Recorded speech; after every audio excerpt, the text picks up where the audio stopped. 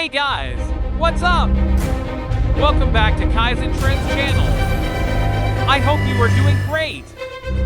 Today we are going to do a movie review. Yes, you heard right. We are going to do a review about a movie written by Ehren Kruger, Eric Warren Singer, and Tom Cruise's regular Mission Impossible collaborator, Christopher McQuarrie. Top Gun Maverick. Here we go. In 3, 2, 1.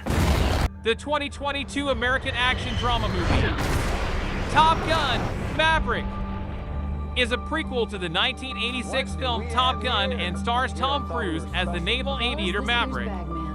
Joseph Kosinski is the director, and Ehren Kruger, Eric Warren Singer, and Christopher McQuarrie wrote the screenplay from a narrative by Peter Craig and Justin Marks that was based on the Jim Cash and Jack Epps Jr., Val Kilmer, Miles Teller, Jennifer Connelly, Jon Hamm, Glen Powell, Louis Pullman, and Ed Harris are also featured in the movie. Maverick tackles his history while preparing a squad of fresher Top Gun graduates for a perilous mission. Among them, the son of his late closest buddy. A Top Gun sequel is in the works. Paramount Pictures revealed in 2010. Tony Scott, the director, Jerry Bruckheimer, and Cruise were all requested to return. In 2012, Craig completed the first draft of the script. However, Scott's passing later that year put an end to the project. Later, the movie was made in Scott's honor.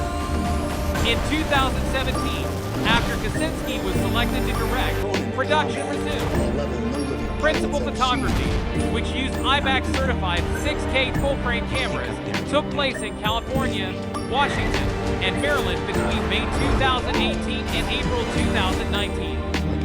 Due to the intricate action sequences and the COVID-19 pandemic, the initial release date of July 12, 2019 was repeatedly postponed. Several streaming companies tried to buy the movie's streaming rights from Paramount during the pandemic, but all of their proposals were rejected on Cruise's instructions, who requested the movie be released only in cinemas. Top Gun Maverick had its world premiere on April 28 at CinemaCon, and on May 27 it was theatrically distributed in the U.S. by Paramount Pictures in IMAX, 4DX, ScreenX, and Dolby Cinema. Critics praised the movie for its acting, especially Cruise's directing, action scenes, cinematography, editing, and emotional depth, with many claiming it to be superior to the first. It was chosen as one of the top 10 movies of 2022 by the American Film Institute and received Best Film from the National Board of Review. As the highest-grossing movie of 2022, the second to reach $1 billion since the COVID-19 epidemic, and the highest-grossing movie of Cruise's career, it brought in $1.488 billion globally.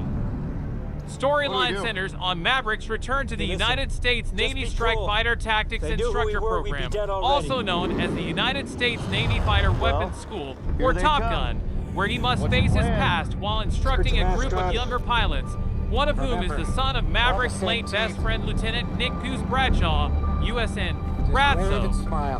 Fantastic flight scenes, cliché-ridden story. I don't feel as passionate about this movie as everyone else does. In fact, it is a fantastic popcorn movie with superb aerial photography and movements. 10 stars, though. There aren't many films that are flawless and deserving of that kind of grade, if any. The plot of the movie is the issue. It is so rife with tired cliches that it is simple to predict what will happen at every turn.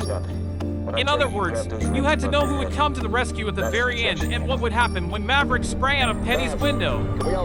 Those are just two of the numerous blatant story points that were easy to predict.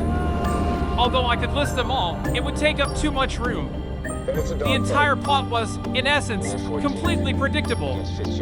Particularly, the first scene was a textbook example of Hollywood screenplay writing 101. How many times have we seen that subplot, really? Countless. The movie also lacked any characters. They were all cliches and caricatures. None of them have any depth.